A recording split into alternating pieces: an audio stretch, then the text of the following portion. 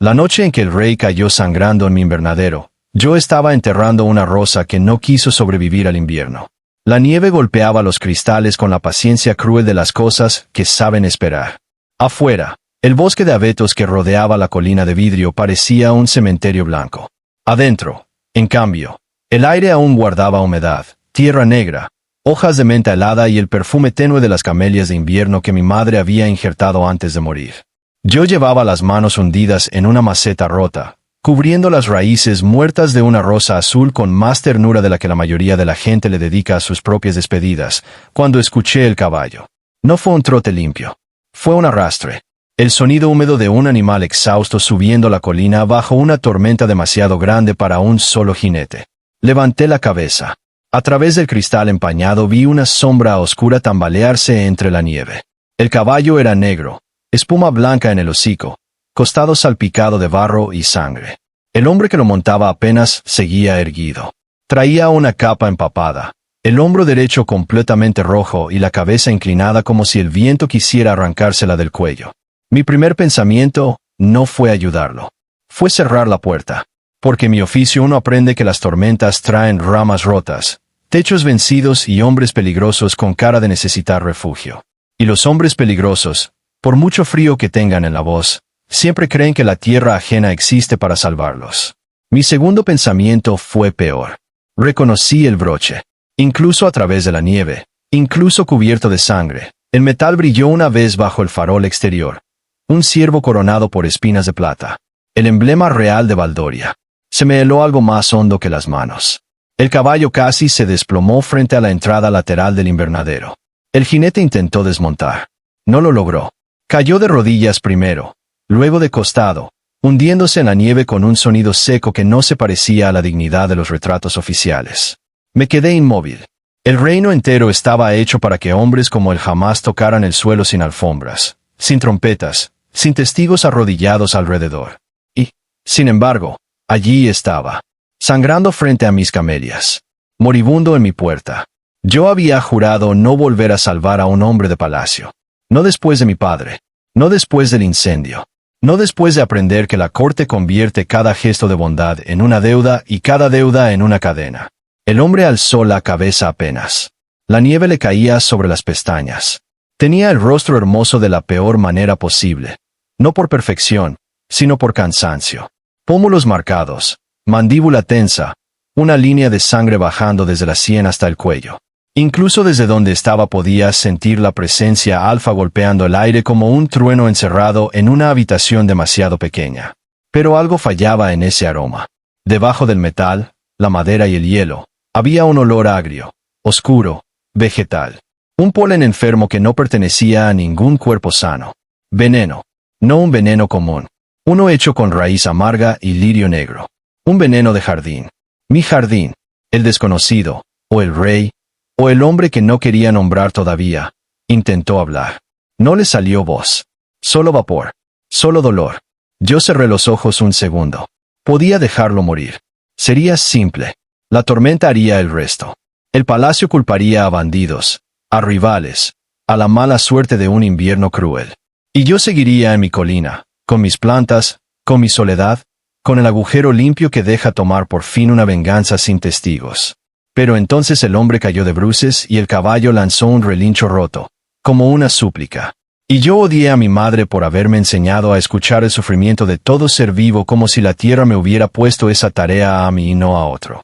Abrí la puerta. El aire helado me golpeó la cara. Bajé la pendiente de piedra casi resbalando. Hundí las manos en la nieve. Giré al hombre como pude y vi por fin el anillo en su dedo. Oro negro. Ciervo con espinas. Piedra de humo. No necesitaba retratos. No necesitaba heraldos. Todo el reino conocía aquel sello. Era el rey Elián IV. El rey herido. El rey al que nunca había visto de cerca y al que llevaba años odiando por cosas que quizá ni siquiera eran suyas. Lo miré un instante más. Luego murmuré contra el viento. Maldita sea. Y lo arrastré hacia adentro. Mi nombre es Darío Almonte. Soy Omega. Y durante los últimos 4 años había vivido como si el resto del mundo terminara en la puerta de mi invernadero. La colina de vidrio estaba a mediodía de la capital, más cerca del bosque que de los salones del palacio. En otro tiempo había sido el jardín botánico de invierno de la Reina Madre, una maravilla de techos curvos, hierro forjado y galerías de cristal donde crecían flores imposibles cuando todo afuera era escarcha. Luego la corte perdió interés. Llegaron guerras, sequías, ministros más hambrientos que elegantes, y la colina fue degradada a anexo agrícola, almacén de especies raras y finalmente casi ruina. Mi padre fue el último jardinero real de aquel lugar. Murió entre sus rosales. Oficialmente por un incendio accidental en el ala este. En realidad, por negarse a entregar ciertas flores de enlace al Consejo de Sangre durante una temporada de matrimonios políticos especialmente sucia. Yo tenía 20 años cuando lo vi arder entre vidrios rotos y enredaderas encendidas. Todavía puedo olerlo cuando el invierno se humedece. Mi hermana Vera murió 2 meses después. No en un incendio, sino en silencio. Fiebre del humo. Pulmón roto. Miedo demasiado grande para un cuerpo tan pequeño. Yo me quedé solo con la colina, con las deudas, con los esquejes que mi madre había escondido bajo tierra antes de morir años atrás, y con una certeza que se volvió ley interna. Ningún hombre de palacio pisa mi jardín sin llevarse algo que no le pertenece. Por eso acepté quedarme cuando la corte quiso cerrar el lugar. No por obediencia, por terquedad. Les dije que podía mantener vivas las especies medicinales a cambio de un salario miserable y absoluta distancia. Los consejeros rieron. Pensaron que el hijo del jardinero roto era demasiado insignificante para resultarles peligroso. Me dejaron. Y yo convertí aquel abandono en refugio. Aprendí a injertar camelias de invierno sobre corteza de olmo, a destilar savia de luna para bajar fiebres, a cultivar narciso negro sin que matara las raíces vecinas, a escuchar cómo crujen las hojas antes de helarse y cómo respira la tierra cuando una planta se rinde. También aprendí a soportar el celo solo. Sin pareja, sin promesas, sin nadie que confundiera mi vulnerabilidad con permiso. Prefería así. La soledad duele menos cuando ya sabes dónde te va a morder. Y ahora el rey estaba inconsciente sobre mi mesa de trasplantes, ensuciando con sangre real la madera donde normalmente cortaba tallos secos. Le quité la capa con manos rápidas. Debajo llevaba ropa de casa fina y una camisa oscura empapada. La herida principal estaba en el costado, no del todo profunda, pero maldita y sucia. Un corte limpio, probablemente de hoja estrecha. También tenía el hombro atravesado por un fragmento de flecha roto. Lo más preocupante, ese olor creciente a lirio negro que subía desde su piel como si el veneno ya hubiera decidido instalarse. Encendí las estufas de piedra del ala medicinal. El vapor empezó a empañar los cristales. Mezclé agua hirviendo con sal de corteza, raíz de acanto y alcohol de resina. Le corté la camisa. Limpié la herida del costado. Arranqué el trozo de flecha. El rey no se despertó, pero su cuerpo respondió con una tensión brutal. Alfa hasta en la inconsciencia, como si el dolor y el instinto pelearan por dominar la misma carne. No te atrevas a morir aquí, murmuré, más por mí que por él. Ya bastante me has arruinado la noche. Saqué de un estante alto el cofre de hierro pequeño donde guardaba lo que jamás debía usar para la corte. La savia de rosa de escarcha. No la flor, la savia. Una sustancia translúcida extraída de un rosal híbrido que mi madre llamaba la planta de la verdad. Servía para frenar ciertos venenos vegetales y también para algo peor. Amplificaba el aroma esencial de quien la recibía. Despojaba capas, mentiras, supresores. Curaba, sí, pero dejaba el alma demasiado cerca de la piel durante horas. Por eso el consejo la había codiciado. Por eso mi padre la negó. Por eso el ala este ardió. Sostuve el frasco delante del fuego. Podía salvar al rey con ella. Y al hacerlo, le entregaría mi secreto más peligroso. O podía improvisar con remedios menores y esperar que el invierno decidiera. Lo miré otra vez. Aún inconsciente, seguía teniendo esa expresión de hombres que fueron educados para no pedir nada ni siquiera cuando se están desangrando. Eso me irritó tanto como me conmovió. Al final, fui cobarde de la única forma que conocía. Elegí salvarlo y odiarme después. Le di 3 gotas en agua caliente. El efecto fue casi inmediato. El aire del invernadero cambió. El olor a lirio negro retrocedió un poco, reemplazado por algo más profundo, más limpio, más devastador. Pino mojado, piedra fría, humo de cedro, y debajo de todo, una nota inesperadamente cálida, como manzana roja dejada junto al fuego demasiado tiempo. Era un aroma hermoso. Me molestó descubrirlo. Vendé la herida. Le bajé la fiebre con paños de menta helada. Coloqué braseros cerca de la mesa. Y cuando por fin terminé, estaba amaneciendo detrás de los cristales, la nieve convertida en una claridad azul que hacía parecer el invernadero una catedral fría. Me senté al otro lado de la mesa, agotado. El rey seguía vivo. El rey estaba en mi casa. Y yo acababa de usar una cura prohibida sobre el hombre más peligroso del reino. Si hubiese tenido un poco de sentido común, habría empezado a cavar mi propia tumba allí mismo. En vez de eso, me quedé mirándolo respirar, como si quisiera entender qué clase de hombre venía escondido bajo toda esa corona invisible. Despertó al mediodía, cuando el sol era apenas una idea detrás del hielo. Yo estaba triturando hojas de salvia para renovar el cataplasma del costado cuando escuché el sonido seco de la hoja de podar caer al suelo. Me giré. El rey estaba incorporándose con una mano en la venda del pecho y la otra buscando un arma que ya no llevaba encima. Sus ojos, más claros de lo que esperaba, recorrieron el ala medicinal con la rapidez feroz de un hombre acostumbrado a calcular salidas incluso antes de entender dónde está. «No te levantes», dije. Él ignoró por completo la orden. Intentó ponerse de pie. Se dobló del dolor antes del segundo paso. Yo lo agarré por el brazo por puro reflejo. Y el primer contacto entre nosotros fue exactamente tan mala idea como debió haber sido. Su piel estaba caliente. Demasiado. La savia de rosa de escarchas seguía activa, afinando el aroma hasta volverlo casi insoportable de tan real. Mi propio cuerpo reaccionó con un estremecimiento que no tenía nada que ver con deseo sencillo. Era más primitivo. Más peligroso. La respuesta automática de un omega percibiendo a un alfa herido, desarmado, por primera vez, totalmente sincero en su olor. Él lo notó. Claro que lo notó. Los alfas entrenados para la guerra siempre notan cuando el aire cambia por ellos. Sus ojos bajaron un segundo hacia mi cuello. Luego regresaron a mi cara con una cautela nueva. Yo solté su brazo. Si quieres morirte, al menos espera a que saque mis herramientas del suelo. Su boca se tensó apenas. No era una sonrisa, pero casi. ¿Dónde estoy? En la colina de vidrio. Vi el reconocimiento pasarle por la cara. No el de un hombre que oye el nombre de un lugar cualquiera. El de alguien que lo conocía. El viejo invernadero de invierno. No tan viejo como tú cuando intentas levantarte con media sangre menos. Me observó en silencio. Luego miró la venda del costado. Tú me curaste. No por lealtad. No te la pedí. Aquello me sorprendió más de lo que debió. La mayoría de los nobles hablaban como si la ayuda ajena fuera una obligación natural del mundo. Él sonaba, cansado, honesto, incluso en el mal humor.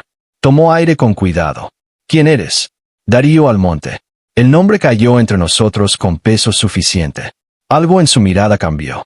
Almonte, repitió, más bajo. El hijo del jardinero.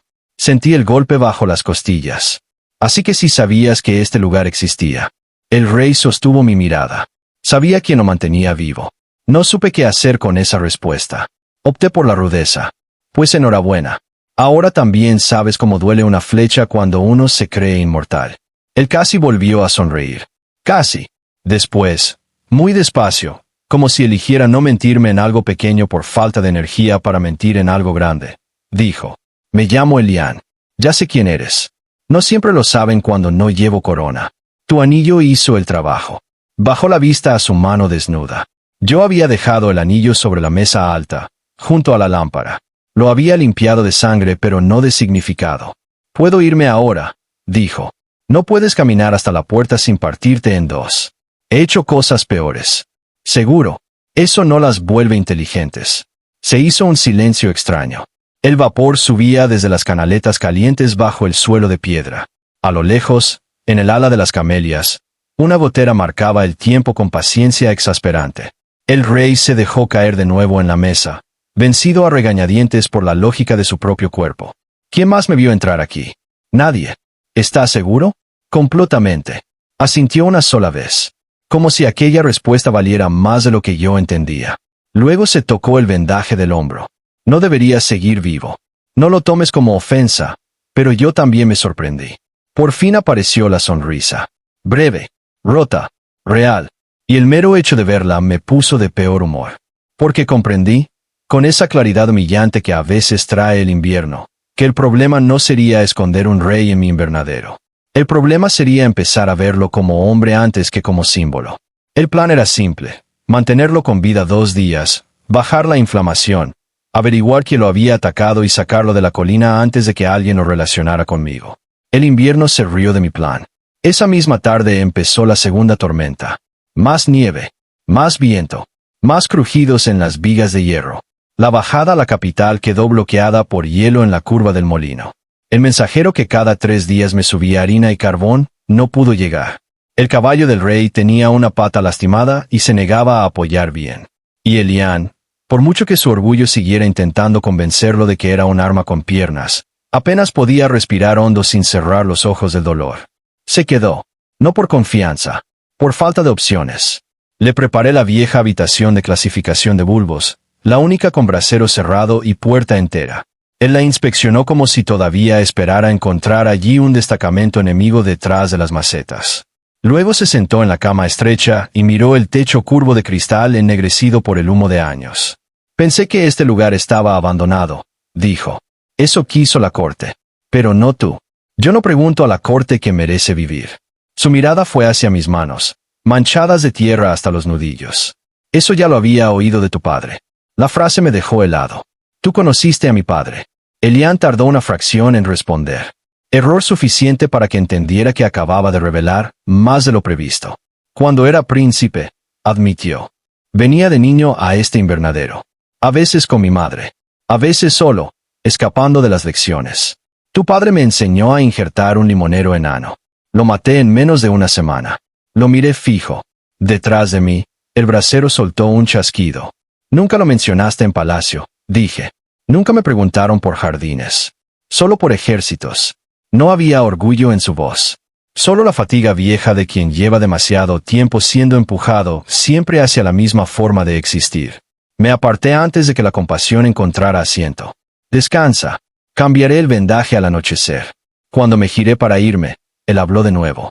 Darío. El modo en que dijo mi nombre debería haber sido ilegal. Me detuve. Gracias. No me di la vuelta. No porque no quisiera. Porque sí quería. Y aquello empezaba a ser un problema. Las noches fueron lo peor. No por el dolor de Elián, ni por el frío, ni por el miedo a los guardias que podían encontrarlo. Las noches fueron lo peor porque en ellas dejábamos de fingir que solo éramos un jardinero y un rey atrapados por la nieve. De día yo trabajaba. Podaba camelias. Vigilaba el nivel de calor bajo los bancales. Revisaba las raíces de las azaleas invernales. Destilaba infusiones contra el veneno. Cambiaba vendajes. Discutía con él por cualquier cosa que evitara pensar demasiado. De noche, cuando el viento hacía gemir los cristales y el resto del mundo parecía sepultado bajo blanco, nos sentábamos junto al ala central, donde crecían los rosales de escarcha, y hablábamos. Al principio poco. Preguntas prácticas. Rutas, tormenta, medicamentos. Luego más. Él quiso saber por qué seguía cultivando especies raras para una corte que había dejado morir aquel lugar. No las cultivo para ellos, respondí. Entonces, ¿para quién? Tardé en contestar, porque la verdad sonaba ridícula en voz alta. Para que mi padre no haya muerto defendiendo humo. Elián se quedó mirando las rosas cerradas un momento. Lo siento. Yo me reí sin humor. No fuiste tú quien prendió fuego. No, pero era mi casa, mi nombre, mi gente. Eso, curiosamente, me hizo más daño que una defensa elegante. Porque estaba asumiendo culpas sin usarla para comprar absolución. Los reyes siempre dicen eso cuando algo ya no puede devolverse. Lo sé. ¿Y entonces para qué lo dices? Elián levantó la vista. Sus ojos estaban cansados, pero no huyeron. Porque no sé deshacer lo que te hicieron. Pero sí sé que callarlo sería peor. El silencio que siguió fue un lugar incómodo y tibio a la vez. Yo removí el té de agujas de pino aunque ya no necesitaba hacerlo. Tu pueblo te cree casi invencible, murmuré. Eso es propaganda bien pagada. Y tú la llevas puesta con bastante disciplina. Él soltó una risa breve. Una de verdad. Es más fácil dejar que te conviertan en estatua que explicarles que también sangras. No a mí. Ya lo hiciste sobre mis bandejas de semilleros. La sonrisa se quedó un poco más esta vez. Y yo quise arrancarla del aire y guardarla en un frasco para no verla desaparecer. Aquella fue la primera noche en que Elián me pidió ver el ala este. El ala quemada. El lugar que nunca habría. Lo miré como si hubiese perdido el juicio. No, Darío. No. Solo quiero entender qué quedó. Quedó ceniza. Ya lo he entendido yo por los dos. Él no insistió. Solo asintió y volvió la vista a las rosas cerradas. Esa falta de insistencia me desarmó más que cualquier orden. Por eso, al amanecer del cuarto día, fui yo quien abrió la puerta del ala este. El aire allí siempre era distinto. Más seco. Más quieto. El techo de cristal seguía resquebrajado en un extremo y el hierro de los arcos tenía manchas negras imposibles de borrar. No cultivaba nada en ese lado, salvo una única hilera de camelias blancas junto al muro norte. Las planté sobre las cenizas. Mi padre decía que las camelias son flores tercas. Florecen cuando el mundo aún no ha decidido dejar de helarse. Elian entró conmigo sin hacer ruido. Miró las paredes chamuscadas, los bancos de hierro torcido, las marcas oscuras en el suelo donde antes estuvo la mesa grande de injertos. Recuerdo este lugar lleno de limoneros pequeños, dijo, casi para sí. Ardieron rápido. Tu padre me regaló una semilla de hierro el día que aprendí a no cortar demasiado una rama joven. Lo miré de golpe. ¿Una semilla de hierro con una grieta en forma de estrella? Él giró la cabeza hacia mí, sorprendido. Sí. Metí la mano dentro de la camisa y saqué el colgante que siempre llevaba bajo la ropa. Una pequeña semilla de hierro ennegrecido con una grieta antigua en un costado. Era de mi padre, murmuré. Pensé que la perdió antes del incendio. La encontraron meses después entre sus herramientas. Nunca supe de dónde había salido. Elian dio un paso más cerca. No intentó tocarla. Pero el aire entre nosotros se volvió denso, cargado de esas casualidades que ya no parecen casuales cuando el corazón empieza a entender más deprisa que la cabeza. Él me obligó a devolverla, dijo. Me dijo que no debía quedarme con una semilla si no sabía qué hacer con un jardín. No pude evitarlo. Me reí. Pequeño. Triste. Incrédulo. Eso suena exactamente a él. Elian observó mi risa como si fuera algo frágil que no quisiera espantar. Después miró las camelias blancas. Las plantaste aquí por él. ¿Y por Vera, tu hermana? Asentí. La mención de su nombre todavía abría una herida limpia en mí. Le gustaban las flores que parecían imposibles para la estación. Él se acercó a la hilera de camelias con cuidado, como si entrar en mis muertos requiriera permiso incluso sin palabras. En Palacio dicen que los inviernos duros enseñan obediencia. Yo clavé la vista en una hoja brillante. Aquí enseñan memoria. Cuando volví a levantar la cabeza, Elian estaba mirándome de una forma que me hizo desear no haber abierto aquella puerta nunca. No por peligro, por intimidad, porque de pronto el ala quemada ya no era solo mi ruina. Era el lugar exacto donde algo entre nosotros empezaba a echar raíces. Y eso me asustó más que cualquier guarda real. El veneno no cedió del todo. Al quinto día, la fiebre de Elian subió otra vez. No tan alta como al principio, pero sí suficiente para que la herida del costado se inflamara y el olor a lirio negro regresara debajo de la piel. Revisé el corte, las vendas, la savia que le había administrado, el agua. Todo estaba bien. Demasiado bien para que aquello empeorara solo por la herida. Entonces lo vi. Una línea oscura, apenas visible, subiendo desde debajo de la clavícula hacia el cuello. No era sangre mala. Era polen incrustado en el tejido aromático. El veneno había sido diseñado para algo más que matarlo. Para desestabilizar su aroma alfa desde dentro. Para hacer que cualquier cercanía, cualquier tensión política, cualquier ceremonia pública se volviera impredecible.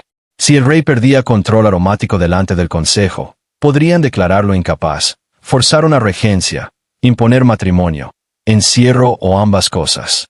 No era un atentado. Era una poda. Una manera elegante de quebrar un árbol, sin que parezca hacha. Se lo dije al anochecer, mientras él se sostenía el pecho sentado junto al bancal caliente de las hierbas de luna. Su expresión no cambió demasiado. Solo la mandíbula. ¿Lo sabías? Pregunté. Sabía que el ataque había sido demasiado torpe para ser simple asesinato. ¿Y no pensabas contármelo?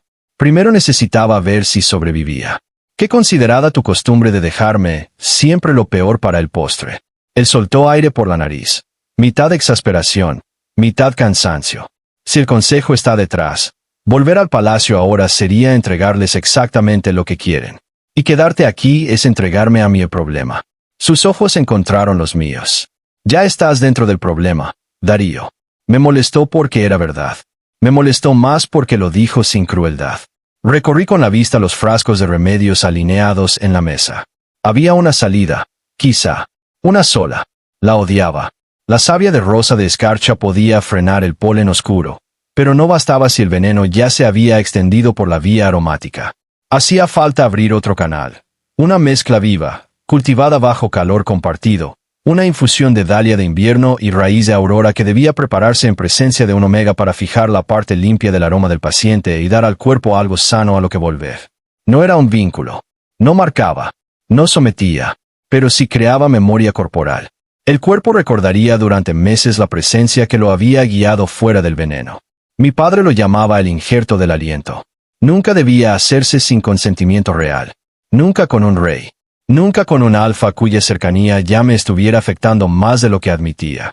Me apoyé en la mesa y cerré los ojos un segundo. «Puedo curarte», dije al fin. Él esperó. «Pero hay un precio. Dinero no me falta». Le lancé una mirada tan seca que casi debió arderle la piel. «No hablo de dinero». Elian se irguió un poco. Le expliqué. La dalia. La raíz. El vapor. La manera en que la cura necesitaba sintonizar el aroma sano del herido con una presencia viva para ayudar al cuerpo a reconstruirse. Le dije también lo importante. No lo obligaría a sentir nada que no sintiera ya, pero sí dejaría en su memoria corporal una huella de refugio. Una huella mía. Cuando terminé, el silencio pesó como nieve vieja. Elian fue el primero en romperlo. ¿Y si digo que no? Te daré remedios menores y rezaré a todas las plantas que conozco para que el invierno te tenga lástima. ¿Funcionará? No. Asintió. Despacio. Procesando. ¿Y si digo que sí? Tuve que apartar la mirada hacia las dalias secas colgando del techo. Entonces tu cuerpo me recordará cuando esté herido o en riesgo. Buscará el rastro de esta cura. Puede que te calme. Puede que te enoje. Puede que te haga odiar este lugar durante años por lo que significa. Por eso no quiero hacerlo si luego vas a sentir que elegí por ti. Elian guardó silencio un momento largo. Luego se puso de pie, aunque el dolor casi lo dobló. Se acercó hasta quedar frente a mí. No me tocó. No todavía. Pero su presencia llenó el aire. ¿Crees que necesito que me convenzan cuando por fin alguien me dice la verdad completa antes de poner las manos sobre mi cuerpo? La pregunta me partió por dentro. Levanté la vista. El cansancio seguía allí. La fiebre también. El miedo, quizá. Pero había algo más fuerte en él entonces. Voluntad. No la del rey. La del hombre. Dime otra vez el precio, murmuró. Lo hice. Sin adornos. Cuando terminé, Elian tomó aire con cuidado. Acepto. No respondiste lo importante. Sí, lo hice. No. Falta esto. Si al despertar mañana me odias por haberte dejado una parte de mí en la memoria del cuerpo, quiero que recuerdes que te di la opción de no hacerlo. Algo duro y suave a la vez le cruzó la mirada. Darío, dijo, muy bajo. Si mi cuerpo llega a confundirse y decide buscar tu calma después de esto, no será porque me hayas engañado. Será porque me curaste cuando todos los demás querían convertirme en herramienta. Yo debería haber respondido algo práctico. En vez de eso, asentí como si acabara de firmar mi propia ruina. Y quizá lo hice. Preparé la mezcla en el ala central, bajo el techo más alto del invernadero. Colgué las lámparas bajas. Calenté agua con pétalos de dalia de invierno, raíz de aurora, corteza de espino y una sola gota de savia de rosa de escarcha. El vapor empezó a subir blanco, envolviendo los cristales en niebla interior. Coloqué mantas sobre el banco largo de piedra caliente. Afuera seguía nevando. Adentro, todo olía a tierra húmeda, madera limpia y algo más íntimo, más peligroso. Espera. Elian se sentó con la camisa abierta sobre el vendaje nuevo del costado. El vapor le humedecía el cabello oscuro. La línea negra del veneno en la piel parecía menos agresiva a la luz cálida, pero no menos real. Yo me arrodillé frente al recipiente de cobre. Cuando empiece a hacer efecto, puede doler, dije. Ya me has visto sangrar. No arruines ahora mi reputación. Puse los ojos en blanco para no sonreír. Respira hondo. Elian obedeció. Vertí la infusión sobre piedras calientes y el vapor se elevó más espeso. Luego humedecí una tela fina y me acerqué despacio a su clavícula, allí donde el polen había echado raíz bajo la piel. El primer roce fue mínimo. Bastó para que el aire se tensara. No era erotismo sencillo. Nunca lo fue entre nosotros. Era otra cosa. La extraña violencia con que la sinceridad entra al cuerpo cuando uno lleva demasiado tiempo sobreviviendo a base de control. Deslicé la tela por encima de la línea oscura. Elian apretó los dientes. Su aroma se abrió de golpe. Más cálido. Más vivo. bosque y humo y manzana rota junto al fuego. El mío respondió con la misma traición de siempre. Té verde, piel tibia, una nota de almendra amarga que aparecía en mí cuando tenía miedo de sentir demasiado. Él abrió los ojos. Ahora entiendo por qué odias que me acerque.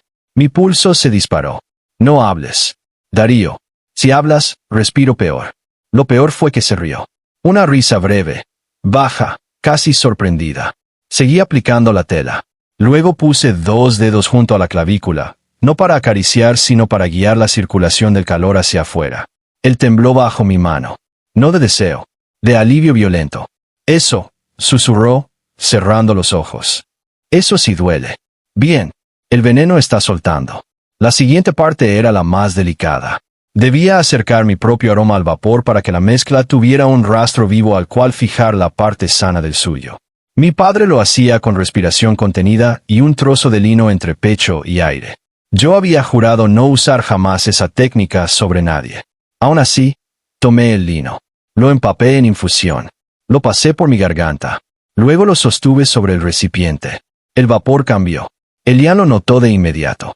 Su cuerpo entero se tensó y luego cedió, como si la parte enferma por fin hubiera encontrado hacia dónde dejar de pelear. Yo estaba demasiado cerca ya. Podía contar las pequeñas cicatrices de su hombro, ver el latido en la base de su cuello, oler como el polen oscuro retrocedía, desplazado por algo más humano, más roto, más hermoso de lo que un rey debería permitirse mostrar. Mírame, pidió de pronto. No necesito hacerlo. Yo sí. Levanté la vista. Y el error fue completo. Porque había fiebre en él, sí. Dolor también. Pero lo que encontré en esos ojos no tenía nada que ver con venenos ni coronas. Tenía que ver conmigo. Con cómo me estaba mirando mientras yo lo curaba como si la ternura fuera una lengua que ambos hubiéramos sabido desde siempre y recién estuviéramos recordando. No me odias, dijo, apenas. Eso no ayuda. Lo sé. Apreté la tela con más fuerza de la necesaria. Calla. Obedeció. Pero sus ojos siguieron allí. La cura tardó casi 1 hora. Cuando terminó, la línea negra en su piel había palidecido hasta volverse una sombra leve. El sudor le humedecía la frente. Yo también temblaba de cansancio, de concentración y de algo que no quería nombrar. Elian estaba por decir algo cuando se oyó el cuerno. A lo lejos. Abajo. En el camino del molino. Luego otro. Guardias. Los dos nos giramos al mismo tiempo hacia los cristales cubiertos de nieve. Mi sangre se heló. Nos encontraron. Los vi desde el corredor alto. 5 jinetes subiendo por la ladera blanca, capas grises de consejo de sangre, lanzas cortas, 2 perros de rastreo. No eran guardias de rescate. Los hombres enviados a buscar a un rey desaparecido no traen perros entrenados en polen. Elian apareció detrás de mí, aún sin recuperar del todo la fuerza, pero ya demasiado rey en la forma de enderezar la espalda frente al peligro. No son míos, dijo. Eso lo sospeché cuando vi que no venían con flores. Abajo, el primero de los jinetes desmontó junto a la fuente helada.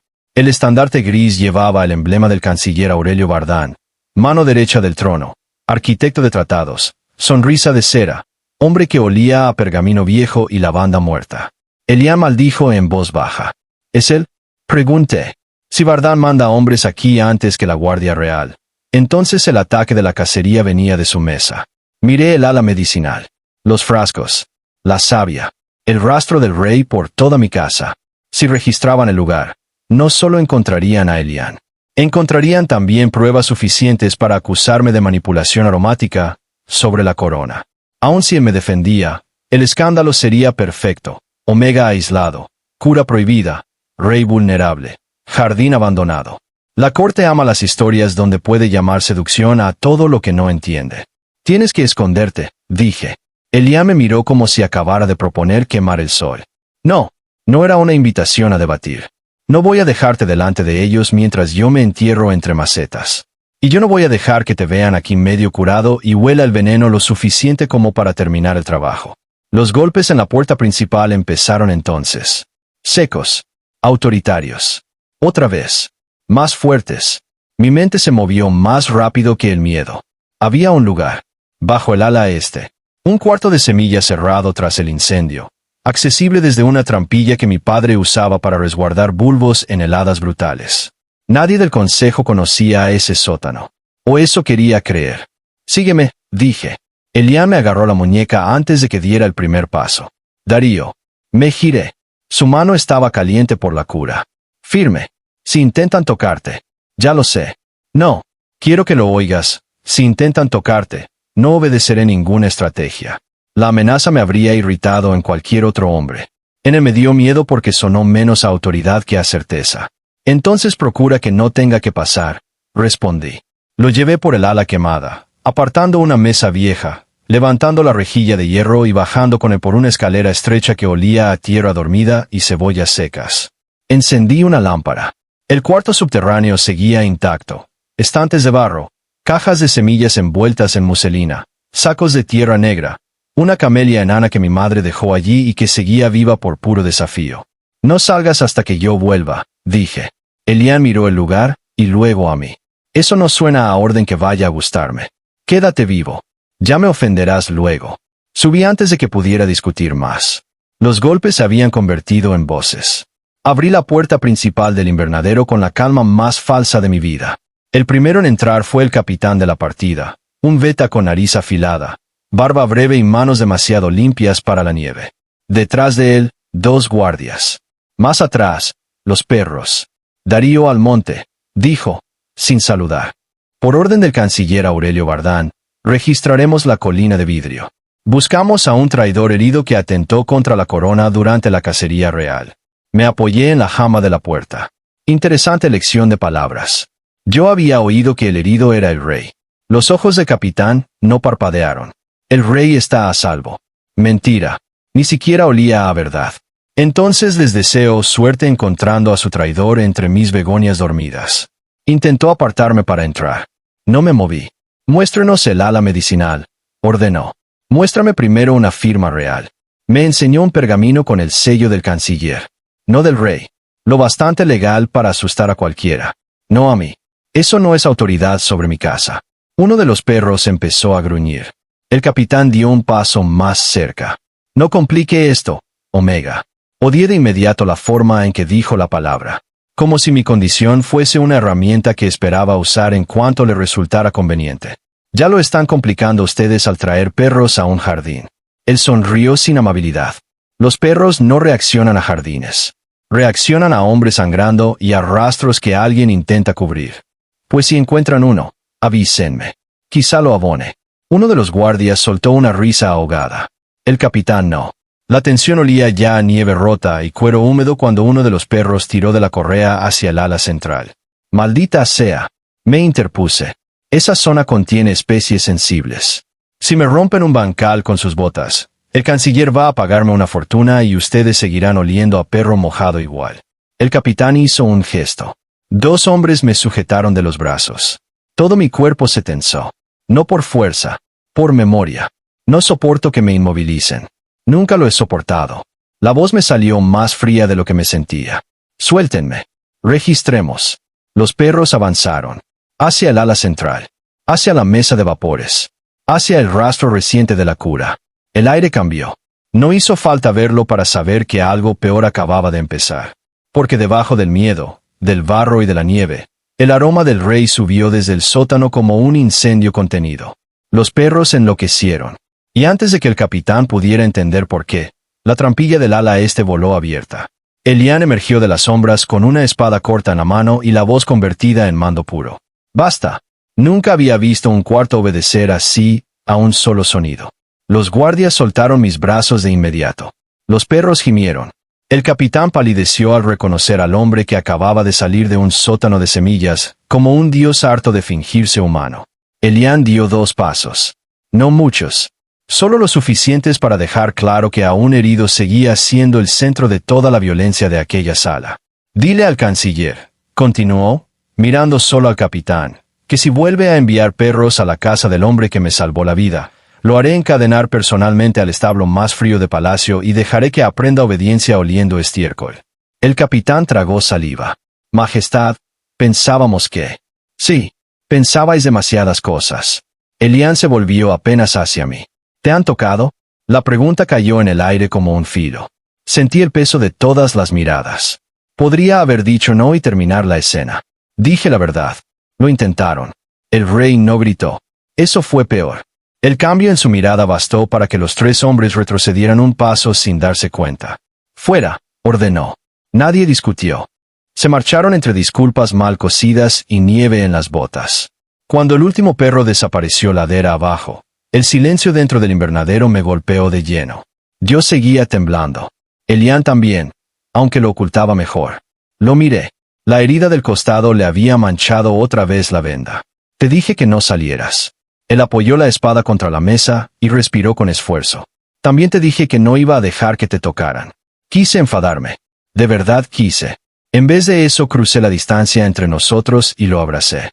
Fue un movimiento torpe, casi violento, nacido menos del romance que del puro alivio animal. Mi cara quedó contra su pecho caliente. Sus brazos tardaron un segundo en rodearme, quizá por sorpresa, quizá por no creer que de verdad lo estaba haciendo. Luego se cerraron sobre mí con un cuidado imposible. No demasiado fuerte, no demasiado poco, solo lo bastante para que mi cuerpo, ese traidor antiguo, entendiera que por un instante al menos ya no estaba solo sosteniendo el mundo. No vuelvas a hacer eso, murmuré contra él. Sentí la vibración de una risa rota en su pecho. No prometo cosas que no cumpliré. Qué rey más insoportable. Qué jardinero más malagradecido. Debería haberme apartado en ese momento. No lo hice. Y cuando por fin levanté la cabeza, nuestros rostros estaban demasiado cerca para seguir fingiendo cualquier clase de distancia sensata. Elian me miró la boca una sola vez. Luego esperó. La espera fue lo que me venció. No la corona. No la herida. No el hecho de que mi vida entera ardiera si alguien nos veía. La espera. El modo en que seguía dejándome la elección incluso después de irrumpir desde un sótano a medio morir por mí. Lo besé. Fue un beso de invierno. Lento al principio. Incrédulo. Cansado. Como si dos personas que habían pasado demasiado tiempo sobreviviendo intentaran recordar cómo se hace algo tan sencillo como apoyar la boca sobre una verdad y no salir corriendo. Elian respondió con una delicadeza que casi me hizo daño. Su mano subió a mi nuca. La mía se quedó en su cintura, sintiendo bajo la ropa el vendaje, la fiebre, la fragilidad escondida bajo tanta autoridad. Cuando nos separamos, ninguno habló. Afuera seguía nevando. Adentro, en el ala quemada, una de las camelias blancas se abrió por primera vez en la temporada. Y ese fue el momento exacto en que supe que ya era demasiado tarde para los dos. Algo prohibido había empezado a florecer. La felicidad es peligrosa porque siempre dura lo suficiente para volverse argumento en tu contra. Los 2 días siguientes fueron los únicos tranquilos que tuvimos. La tormenta cedió. El camino al molino empezó a despejarse. La fiebre de Elian bajó por fin. El veneno retrocedió lo bastante para que pudiera caminar sin doblarse y blandir una espada sin sudar sangre. Yo fingí que eso me alegraba solo en términos médicos. Él fingió no notar mi forma cada vez menos eficaz de evitar su mirada. Trabajamos juntos. No porque hiciera falta. Porque los dos necesitábamos una tarea entre las manos o acabaríamos diciendo cosas para las que ninguno estaba listo. Le hice trasplantar bulbos de narciso pálido. Lo hizo fatal. Estás enterrándolos demasiado profundo, protesté. Son bulbos. Deben soportar el frío. No son soldados, Elian. No les sirve la disciplina. Eso suena sospechosamente a acusación política. Si el varo te educa un poco, quizás sí. Él se rió, con las manos hundidas en tierra húmeda, el pelo cayéndole sobre la frente por primera vez sin cuidado de Rey encima, y yo tuve que mirar a otro lado porque aquella imagen era demasiado injusta para alguien que pensaba irse en cuanto el tiempo mejorara. Hablamos de cosas que nunca había contado a nadie. Yo le conté de Vera y de cómo pintaba mariposas en las etiquetas de las semillas, aunque luego nadie pudiera verlas dentro de los cajones. Él me contó de su hermano menor, muerto a los 15 por una fiebre del río mientras los médicos de corte discutían prestigio y no remedios. Entendí entonces por qué odiaba tanto el incienso del consejo, porque olía igual que la sala donde lo vio apagarse. Le enseñé el bancal donde mi madre escondía esquejes raros bajo capas de musgo para que los hombres del palacio no los contaran bien. Él me mostró la pequeña cicatriz en la base del pulgar izquierdo que se hizo de niño tratando de injertar aquel limonero enano de mi padre. Y una noche, cuando el vapor subía suave y el mundo entero parecía suspendido del cristal, me preguntó algo que no había preguntado nunca nadie. Si no tuvieras que quedarte aquí por deuda o duelo, ¿qué harías? La pregunta me dejó quieto. No lo sé. Piénsalo. Miré el ala central, las raíces, la nieve más allá de las paredes transparentes. Tendría un jardín abierto al pueblo. No de corte, no de nobles. Un lugar donde las plantas medicinales no fueran privilegio ni los invernaderos un lujo para bodas reales. Un sitio donde la gente pudiera venir a curarse sin agachar la cabeza antes de entrar. Elián no habló de inmediato. Después, muy despacio, dijo: «Suena la única idea sensata que he oído en años». Yo lo miré, cansado de la facilidad con que convertía mis partes más blandas en algo digno en lugar de en algo ridículo. «¿Y tú?», pregunté. «Si no fueras rey». La sombra que le pasó por la cara fue vieja. No sé quién sería si no lo fuera. La honestidad me dolió. Me acerqué hasta quedar frente a él. «Eso es mentira». «No lo es». «Sí lo es. Porque ya te he visto aquí sin nadie aplaudiéndote por existir. Y sigues siendo alguien». Elián bajó la mirada a mis manos. Lentas, quietas, manchadas de tierra. ¿Y quién soy aquí? No pensé la respuesta. La solté porque era verdad. Un hombre que no me da miedo cuando me mira. El silencio que siguió fue tan hondo que casi se podía plantar algo en él. Elián llevó una mano a mi mejilla, con la misma paciencia con la que uno toca por primera vez una flor rara que teme romper. «Darío», murmuró, y yo lo besé antes de que dijera cualquier cosa capaz de arruinarme más. Esta vez no fue un beso de alivio. Fue hambre. No hambre de cuerpo sin nombre, sino de cercanía negada demasiado tiempo. Sus manos me sostuvieron con firmeza y cuidado a la vez. Las mías se hundieron en su camisa, no para pedir, sino para comprobar que de verdad estaba allí, que no era otra de esas cosas hermosas que el invierno me daba solo para quitármelas al amanecer. Nos separamos respirando mal, apoyados frente con frente. Elián dejó una risa rota entre nuestras bocas. «Esto va a terminar muy mal». «¡Qué observador! Y tú vas a odiarme cuando tenga razón. Tendrás que turnarte con la lista de gente que ya ocupa ese puesto». Me besó otra vez. Más breve, más triste, como si ambos entendiéramos que el mundo ya venía hacia nosotros con las manos sucias. No tardó en llegar. A la mañana siguiente apareció el mensajero del palacio. No uno cualquiera. La heráldica personal de la regente viuda colgaba del sobre. Elián lo abrió junto al bancal de camelias. Leyó en silencio. Su cara se volvió la de un hombre que reconoce la forma exacta de su próxima herida. «¿Qué pasa?», pregunté. Tardó demasiado. «Han convocado el Consejo del Deshielo para dentro de 2 noches». Y él no me miró al responder. «Van a anunciar mi compromiso con la duquesa de Rioral». El mundo siguió igual durante un segundo. Luego no. Afuera, la nieve resbaló de un alero con un golpe sordo. Dentro, el olor de la tierra húmeda se volvió insoportablemente vivo. Yo seguí de pie, muy quieto, con una bolsa de semillas en la mano, odiando la punzada ridícula que me atravesó el pecho. Claro que un rey iba a estar prometido. Claro que la corte no había dejado de tejer su jaula mientras él convalecía en mi casa. Claro que yo, Omega idiota, había besado al hombre más imposible del reino como si el invierno pudiera suspender de verdad la política. «No lo acepté», dijo Elián de inmediato. Lo miré entonces. Todavía. El golpe le dio donde debía. «No lo aceptaré». Me reí. «Pequeño. Feo. Y el consejo va a aplaudir tu libertad y pedir disculpas por interrumpir nuestro pequeño romance botánico». Él dejó la carta sobre la mesa con más fuerza de la necesaria. «No minimices esto». «¿Minimizar? Tú eres rey. Yo soy el jardinero Omega del ala quemada. Si la corte sospecha siquiera lo que pasó aquí, no lo llamarán amor. Lo llamarán manipulación, brujería aromática o debilidad de tu herida.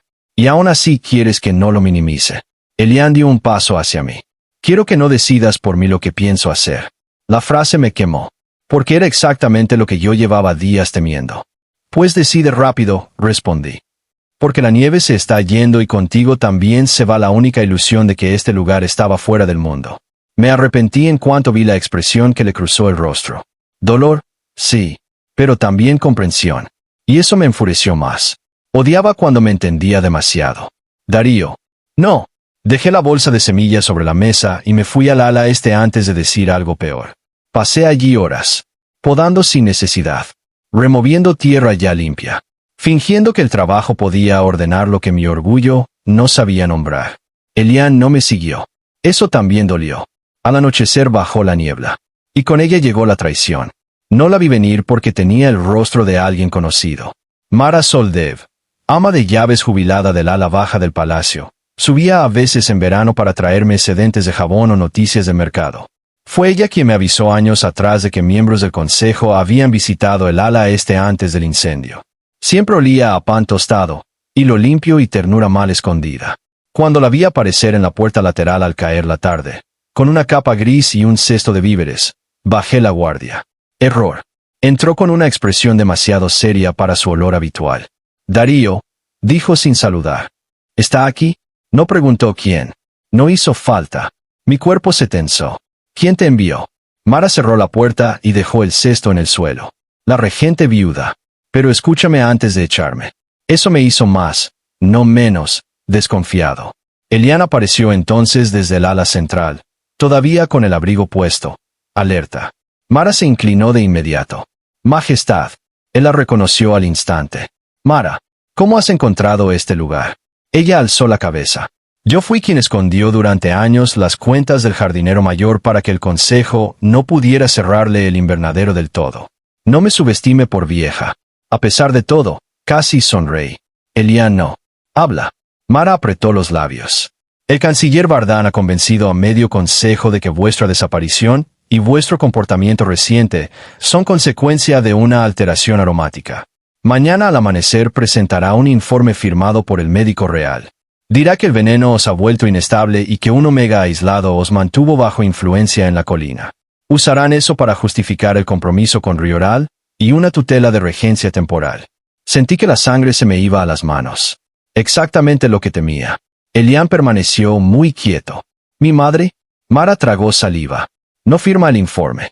Pero tampoco podrá frenarlo sola si no llegáis al consejo con pruebas. Pruebas. Todo el mundo siempre pedía pruebas a los heridos.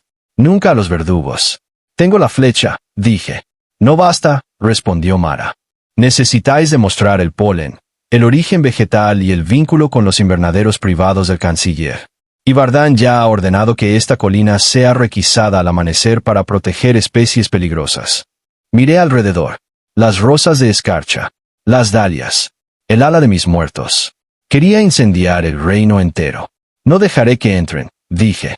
Mara me miró con una pena práctica. Si os quedáis, entrarán igual. Solo que esta vez con más hombres y una orden sellada.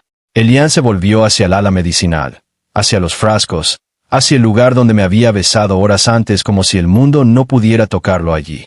Entonces los recibiremos en el consejo, no aquí. Me giré hacia él. ¿Y dirás qué? ¿Que el jardinero al que la corte dejó solo durante años te curó con una técnica prohibida y además te besó entre camelias? Su mandíbula se tensó. Diré la verdad. La verdad no basta en un salón lleno de hombres que cobran por perfumarla. Mara intervino antes de que la herida entre nosotros se hiciera más fea.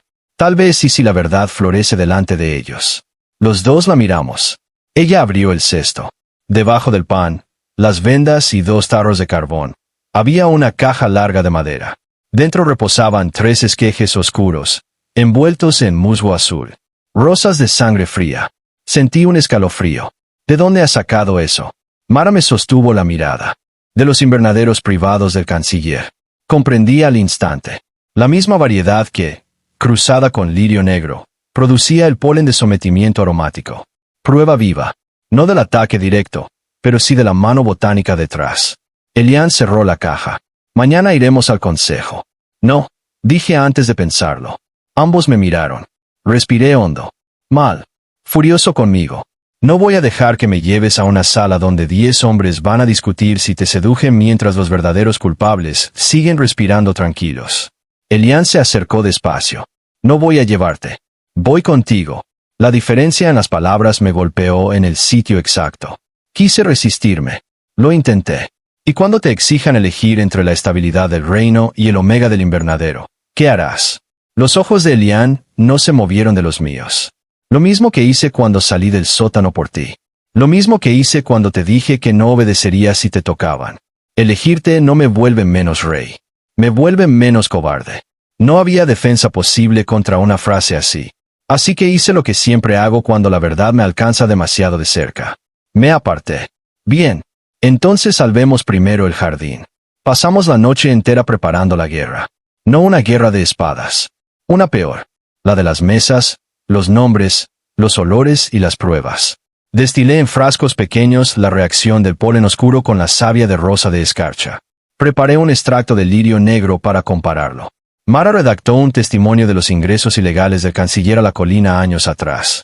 Elian escribió de su puño una orden real de suspensión sobre cualquier anuncio matrimonial hasta concluir la investigación del atentado.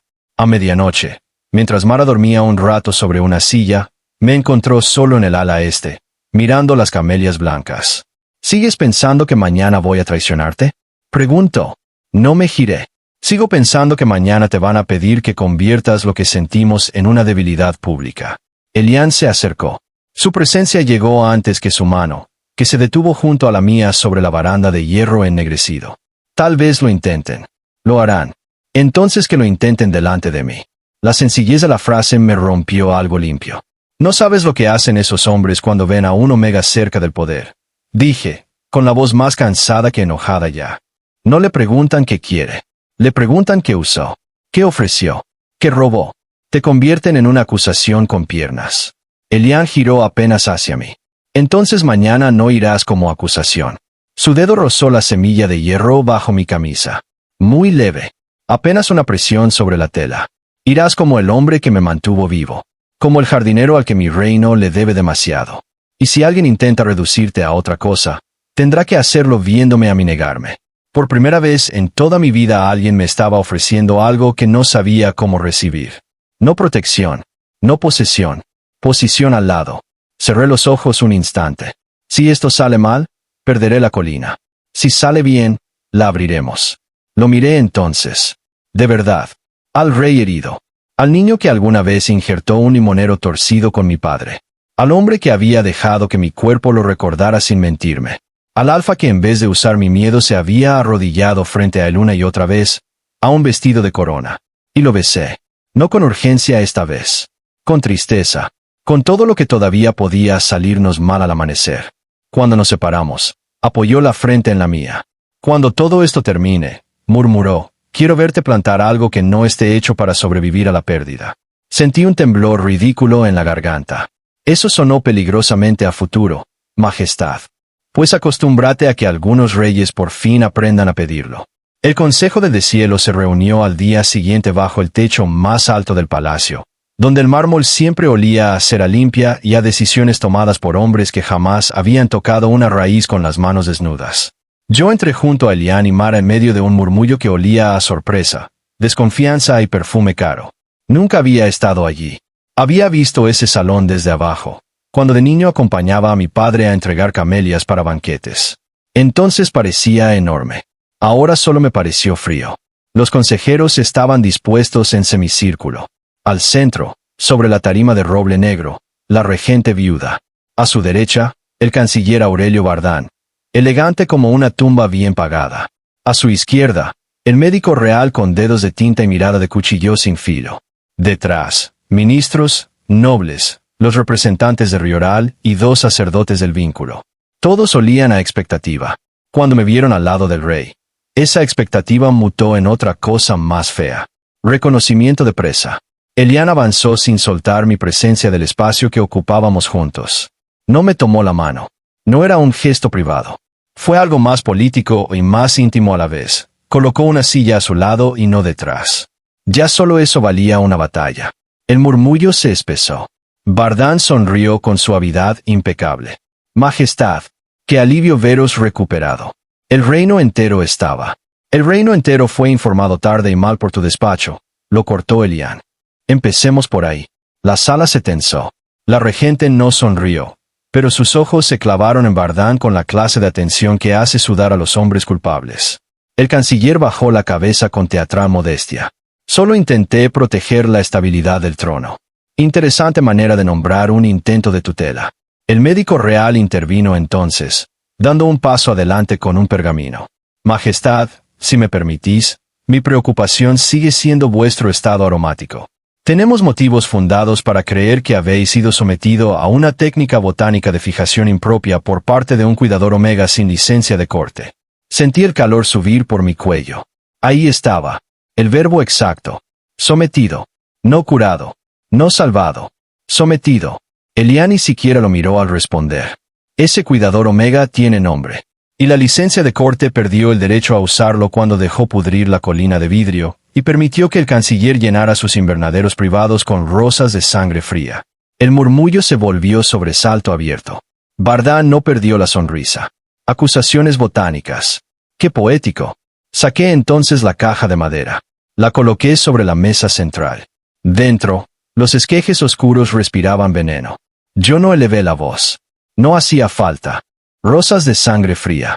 Cultivo restringido desde hace 12 años por riesgo de alteración aromática cuando se cruzan con lirio negro. Solo 3 personas del reino recibieron permiso histórico para mantenerlas vivas. El laboratorio.